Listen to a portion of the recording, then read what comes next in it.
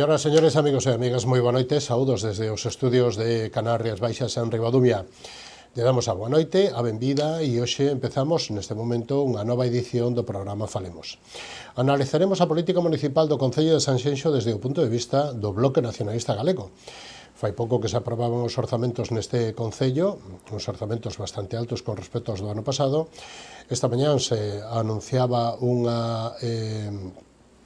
a firma dun convenio e a asignación de que o Concello de Sanxenxo pon a disposición da Xunta de Galicia unha parcela onde se van a construir unhas 25 vivendas máis ou menos de protección oficial, de vivendas de uso público, e analizaremos todo isto, máis as incidencias das borrascas, co portavoz do Bloque Nacionalista Galego en Sanxenxo, que é Octavio González.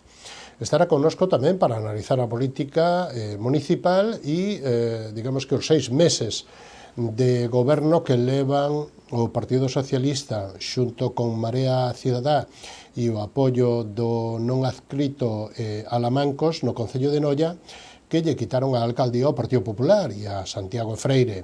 Santiago Freire ven hoxe, que foi alá no mes de agosto do ano pasado, e ven hoxe a facer o seu balance e tamén a analizar os orzamentos que se aprobaron neste Concello fai solamente uns días. E abrimos este turno de análisis e de entrevista para analizar un dos sectores moi importantes dentro das Rías Baixas e, lóxicamente, na comarca do Salnés, que é o mundo do viño. E o facemos co presidente da unha das bodegas, da bodega Tractora, ou da bodega dunha das principales, ou da principal bodega que existe na de Rías Baixas e, por tanto, tamén de Galicia, que é o presidente de a cooperativa Martín Codas, que é Xoán Allegue. Benvido, moi boa noite. Moi boa noite, moitas grazas polo convite. Bueno, facía moito tempo que non traíamos ao presidente, sempre nos gusta traer os que mandan, os que mandan. Bueno, fixo moito dano as borrascas, retrasa moitos traballos de poda, ten bastante incidencia na viticultura, señora Allegue? Non, de momento non, é dicir, a viticultura nese sentido é afortunada, non? Porque sí que é verdade que levamos moitos días con choiva, pero bueno, pois se foi facendo os traballos, non son os... Non é o tempo óptimo, nin o ritmo que gustaría, e agora están todavía pois anegadas, non? Claro. A moitas parcelas, e faltan moitos traballos importantes que sí que son xa de paso pola finca, non? Como poden ser abonados, ou pode ser o moer, non? Os restos de poda, pero bueno, farase tranquilamente. Bueno, e estrago de camiños e de accesos e de estas historias, hai moito dano por aí ou non? Non, eu creo que non, é dicir, os que vivimos no rural e que ademais pois estamos afeitos, non, e que todos os anos nos chove, pois é verdade que este ano, verdade que choveu moitísimos días consecutivos, pero bueno, aquí seguimos. Bueno, o ano pasado Martín Codas cumplía 40 anos a cooperativa. Vai un pouquiño por diante do que é a denominación de orixe en Rías Baixas. Que foto lle sale se eu lle digo que describa hai 40 anos a situación do viño nesta comarca que está incluída dentro da de Rías Baixas na comarca do Salnés? Como a describiría vostede hai 40 anos? Pois seguramente totalmente diferente, non? O que somos capaces de ver hoxe. Pero sí que é verdade que como cando hai 40 anos empezaron moitas cousas, non? Pois con visión, con ilusión, e sentindo que se podía facer cousas importantes, non? E de aí foi o nacemento tamén das cooperativas previos ao nacemento posterior despois da denominación de orixe, lóxico, non? É dicir, empezou a haber unhas producións e uns intereses que provocaron que despois se regularan todas estas actividades. Eu creo que esa ilusión, ese empuxe, non? Que é moi característico, ademais, das Rías Baixas, este dinamismo social e dinamismo vital, pois bueno, nos conduceu hasta o punto en que estamos hoxe, non? Que eu espero que continúe, non? É dicir, sempre hai quen parece que quere ver tormentas, pero non, eu creo que temos por diante un futuro moi prometedor. E ademais no mundo do viño hai que falar a moitos anos vista, hai que falar para os netos, non para os fillos, non? Efectivamente. Entre outras cousas, tendremos que aprender da máis antigua, que é a Rioxa e a de Valdeorras, a do Ribeiro, perdón, pero o Rioxa, que son primeiros do siglo XX, é dicir, a principios do 1900, están sempre falando a 30, 50 anos as plantacións e as orientacións, non? Efectivamente, é dicir, o viño, aunque leva, por así decir, miles de anos, non? Na nosa cultura occidental, pois sempre se foi adaptando a todas as mudanzas sociais, mudanzas económicas, e pervive, non? Esas primeiras denominacións de orixe, pois sí, pois foron un referente, non para as que viñeron despois, pero é verdade que cada unha coa súa propia personalidade, e a personalidade de Rioxa ou a personalidade de Ribeiro non é a personalidade de Rías Baixas. Nese sentido, creo que Rías Baixas é moitísimo máis innovadora, moito máis dinámica, bueno, foi a que a trouxo hasta aquí, non? É dicir, se ti saes daqui, de Rías Baixas, non? Eu convido a calquera dos ointes a que saia e que pregunte, e todo o mundo verá un claro caso de éxito, non? A denominación de orixe Rías Baixas, pois por dinamismo, por frescura, porque se soubo adaptar a unha nova demanda. En ese sentido, pois, bueno, pois sería moi recomendable que non perdéramos esa perspectiva, porque o mundo é cambiante, e o que antes estaba moi de moda en viño, pois pode non estalo, e hai tendencias globais, non, que son ameazas, non, tamén, pois para mundos como do viño ou como da cervexa, non, pois un menor consumo de alcohol ou un diferente consumo, non, tamén de momentos diferentes no consumo, e que evidentemente pois nós temos ser quen de adaptarnos e ofrecer o que tamén o mercado quere, sin perder nunca a perspectiva, nin a esencia, nin a calidade. Claro, pero ainda parece que foi ese, porque ese valor dos veciños nesa ilusión, pero en facer forza a agruparse para precisamente poñerse no mapa e ter unha forza para competir e para facer, porque por separados non era viable, non? Sí. E eso, 40 anos despois, é todo subir ao éxito, non? É dicir, son éxitos imparables durante 40 anos dentro, e aquí podemos meter todas as cooperativas do viño de Galicia, e principalmente, que é o que nos toca na nosa audiencia, as das Rías Baixas, non? Sí, como ti ben dís, o cooperativismo do viño en Galicia é un referente a nivel de España, eu diría de Europa. É dicir, son cooperativas de moitísimo prestixio todas, e todas en busca de calidade. Mas pensemos que ás veces, cando se falaba de cooperativismo, se falaba de empresas granelistas. Aquí nunca foi, en Galicia nunca foi eso. É dicir, o 100% da produción sai embotellada, sai ben vestida, non, por así decir, ben presentado, uns produtos con valor engadido, de moi alto valor engadido. En ese sentido, temos que estar, non, moi satisfeitos. E non é que de inicio xa se asentaran estas bases, é dicir, outras cooperativas foron nacendo, porque foi necesario que naceran seguramente, e foron nacendo e tamén acadaron, é dicir, se sumaron á mesma imaxe, non, que había. En ese sentido, creo que sí, que debemos estar satisfeitos, ainda que xa digo, este é un mundo moi dinámico e tampouco vale autocomplacerse e pensar que isto vai ser así porque sí, é dicir, hai que continuar a traballar todos os días. Eu decía, hai pouco tiñamos unha reunión, non, de inicio de ano con todos os comerciais, con todo na bodega, e a día 1 de xaneiro o Martín Codas pudo vender moito ano pasado, calquera cooperativa, pero o día 1 de xaneiro hai 0 botellas vendidas, hai que volveras a vender todas e volver a facer todo un grandísimo esforzo. Pero esa capacidade de adaptación non ven do aire, non ven dunha borrasca, ven por a profesionalización dende o viticultor e a formación aos viticultores ata a última cadena do director general, non? Sen dúbida, é dicir, a mí sempre que me preguntan pois cal é unha das diferentes, unha das claves do éxito da vosa cooperativa, eu sigo dicindo sempre que é a mesma, é a profesionalización, é dicir, ao final, depósitos de aceiro, uvas albariñas, pois entre todos os veciños temos, e as miñas non teñen por que ser moi diferentes. Sí, é verdade que podo, se teño un bo equipo técnico, empregar novas técnicas, non, de cultivo e todas esas cousas, pero sí que é verdade que vender o viño é un tema moi complexo. Xestionar unha empresa e levar a cabo tamén, en ese sentido, esa forza que nos dou o saber agruparnos e o saber entender que aí va a haber profesionais que iban a valorizar moitísimo o que nos producimos, que é a nosa uva, pois foi un dos grandes acertos. Ese é un valor diferencial que eu creo que hai que poñer en valor. E máis, eu creo que puxo un valor que debería toda a denominación de orixe, todos os viños galegos, poñelos en valor. Fíxate que os profesionais que trouxo, pois, por exemplo, se falamos de nós mesmos, Martín Codas, non fixeron só traballo para Martín Codas, fixeron traballo para esta denominación de orixe e que todo o mundo poido aproveitar, non, esa pegada a transmisión dos datos, a transmisión do conocimiento. Exactamente. Do conocimiento. E canto supuxo esta DO como revolución agraria para técnicos e para a muller.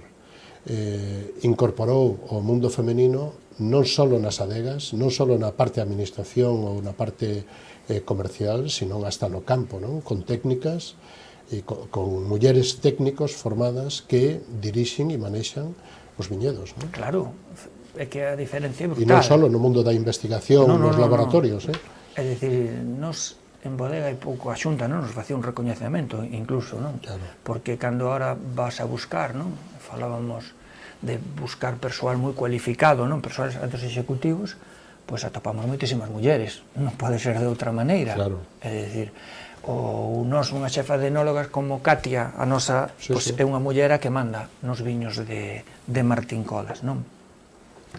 Pero incluso a nivel social tampouco podía ser de outra maneira. Pero fíxate que ás veces falamos pois de que a muller rural non está incorporada. E eu sempre digo, bueno, que asumimos discursos que non nos son propios, é dicir, eu, por exemplo, en Cooperativas Agroalimentarias de España, na última asamblea, se facía fincapé nesto, en incorporar a muller. A maioría das socios de Martín Codas son mulleres. É dicir, pero isto sempre foi así, a titularidade aquí sempre foi compartida, e hoxe cada día sempre houbo, non? Quizás, o mellor era máis raro ver unha muller nun tractor, vale, pero non era nada extraño nunca aquí ver unha muller ao frente dunha explotación gobernando unha vendima, gobernando unha poda, gobernando o que fixera falta. Aquí somos así, é dicir, non fixo falta facer grandes cambios. Póñelle datos ao grupo Martín Codas. O grupo... A ver, cantos socios cooperativistas son? Canta xente, cantas nóminas paga o grupo cada mes? Pois mire, actualmente temos un cadro de persoal alrededor das 170 persoas, 175 persoas. Esas son as que diariamente están na cooperativa, na bodega, nos diferentes centros de Martín Codas, pois facendo traballo diario, que é o que teñen que facer, como decíamos, non? É dicir, temos ese traballo profesionalizado. E deso, pois somos alrededor duns 600 familias viticultoras as que nos beneficiamos de todo ese traballo. E isto é moi importante, non? Porque é dicir, o que estamos dicindo é que hai 600 familias que reciben directamente unha grandísima renda agraria. Que en algúns casos é complementaria e que noutras que é casi a actividade principal. Sí, porque no seu momento tamén vimos a necesidade, non? A necesidade de dar ese pasiño máis e profesionalizar a viticultura, é dicir, eu si de algo me sinto especialmente orgulloso deso, de que se crearon as situacións para que se unha persoa quere vivir profesionalmente da viticultura, poida vivir. Cando a denominación de orixe comezou, eran moi pouquiños, moi pouquiños os que podían, e hoxe se crearon estruturas suficientes para conseguir unha profesionalización dos viticultores e conseguir tamén deste xeito o querer ser, non? O querer ser viticultor, unha profesión de prestixio, como quen di.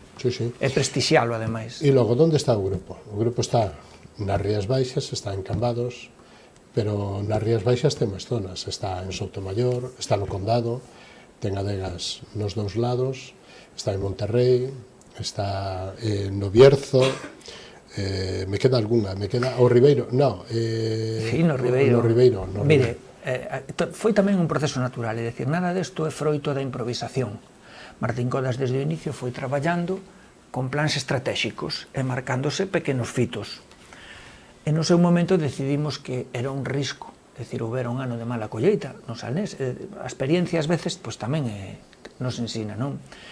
E desa maneira vimos ameazado o noso sistema de vida, porque un mal ano de colleita en Rías Baixas, no Salnés, conlevaba que non teríamos viño para manter esas estruturas profesionais que tanto traballo nos dou.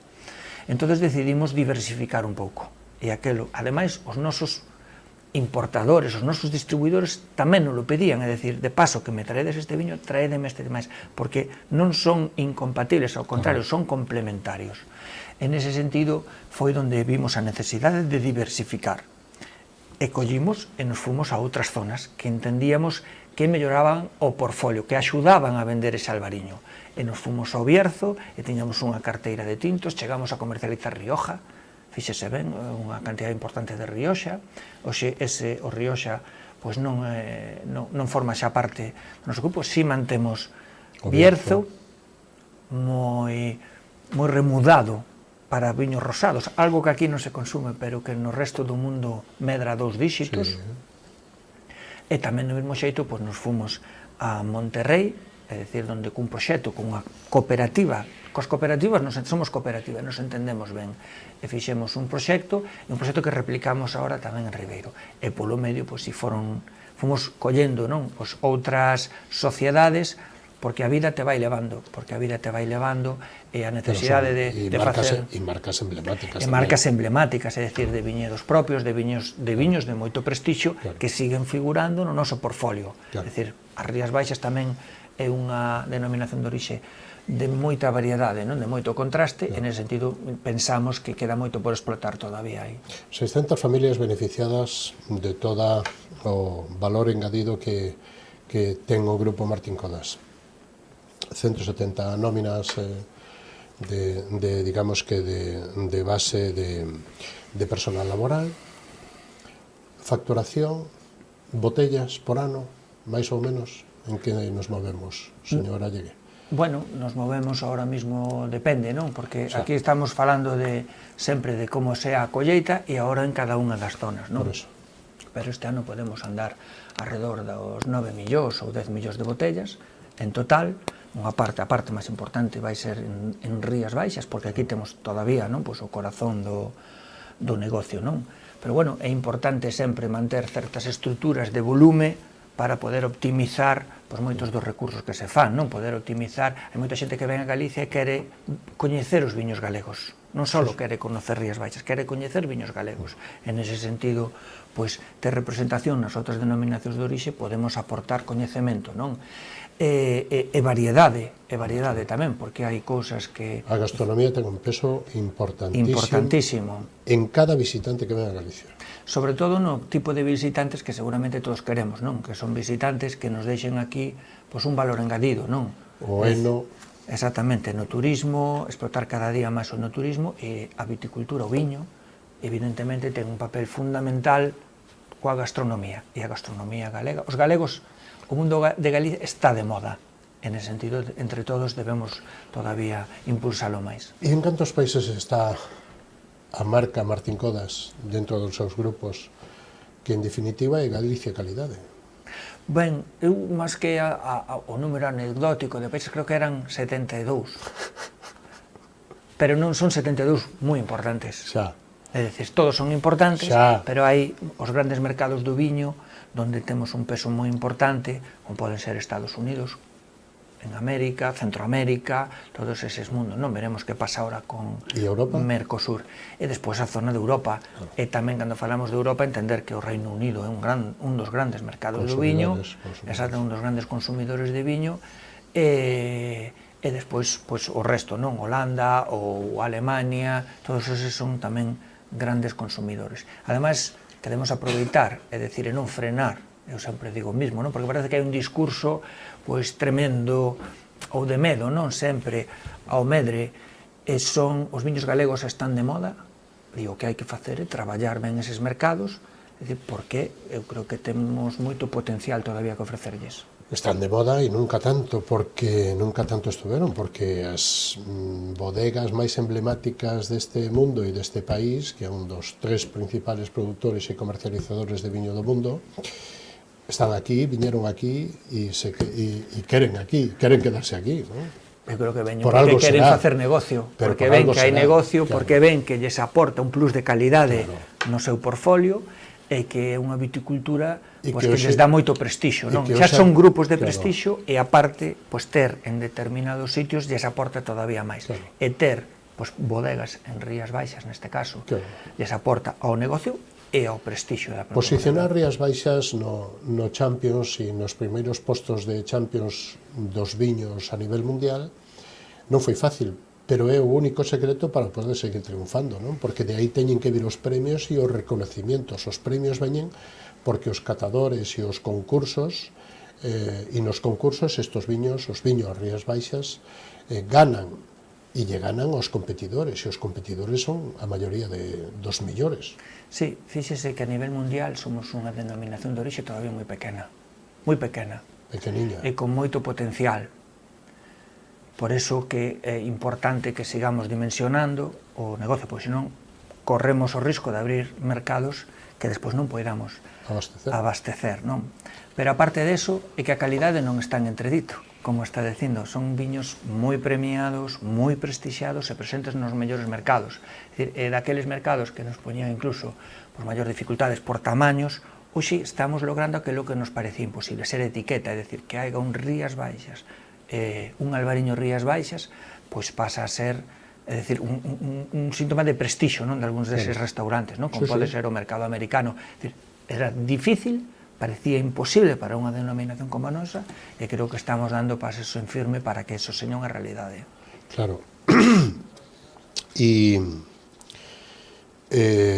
ademais os premios que leva Martín Codas, bueno, non dá tempo a mencionalos todos, pero me gustaría que fixera algunha referencia a elo, e que tamén que, non sei se hai información para a audiencia, pero Martín Codas, e dentro de Rías Baixas incluso, ten viños de 15 euros, pero tamén os ten de 90, non? Sí. E entonces, onde está a diferencia? Explícanos un pouquinho. Pois a diferencia está no tratamento tamén desa uva, non? Moitas veces a diferencia está no campo, por así decir. Porque, pois, por exemplo, acaba de mencionar pois, o que sería un Galicia, non? Pois unha Botrytis nobre, unha vinificación moi especial, que claro, evidentemente, conleva uns rendementos moi inferiores e que incluso non será todos os anos.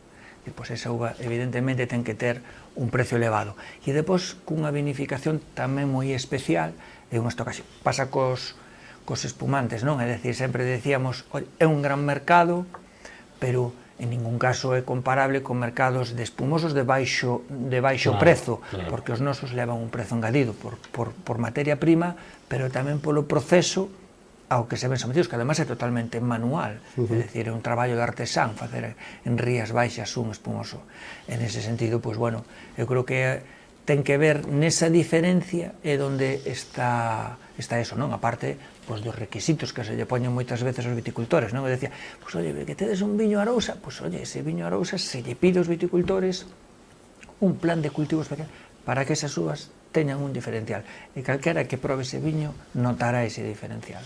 E Martín Codas ten de todo tipo, non? Porque ten de distintas variedades, desde os mencías do Bierzo, os albariños, os monovarietais, os polivarietais, os blancos, os tintos, tamén os rosados, os espumosos, bueno, incluso os do ano e os de, digamos que de madurados, non? Por decirlo de algún xeito, non? E hasta isto a propia DIO e as bodegas que están na DIO, que hai algunhas que non fan viño, que non se dedican tanto ao viño do ano, senón a viños de garda, pero que aquí hai outro grande recorrido porque todos os viños embellecen fabulosamente ben pola súa acidez, incluso hasta en botella.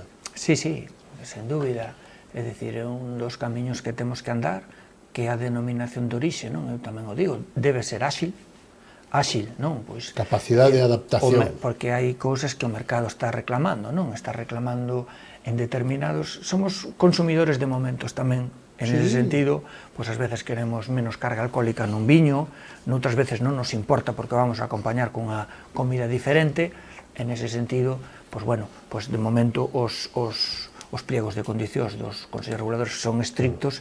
En ese sentido, pois bueno, deberíamos aplicar maior axilidade para conseguir amparar o maior número de viños, porque o que é verdade, que é o que acabas de decir, que o consumidor hoxe é amplo, e ten diferentes momentos, non quere tomar o mismo ás 6 da tarde que despois ceando ás 9 da noite, pero iso é lóxico, e debemos adaptar en certa cousa capacidade de adaptación, e o mercado é moi cambiante, moi cambiante.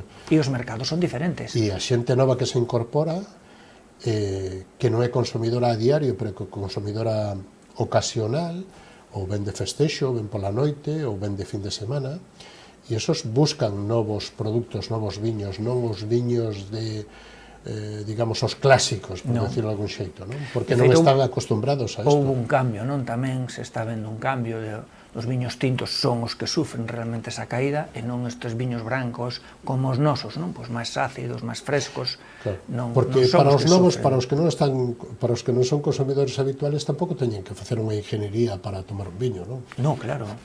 É que o viño hai que tomalo como a un lle gusta. Claro, e o que lle guste. E pedir o que lle gusta, non? Exactamente. En cada momento, además, hai un consumidor que quere un viño determinado.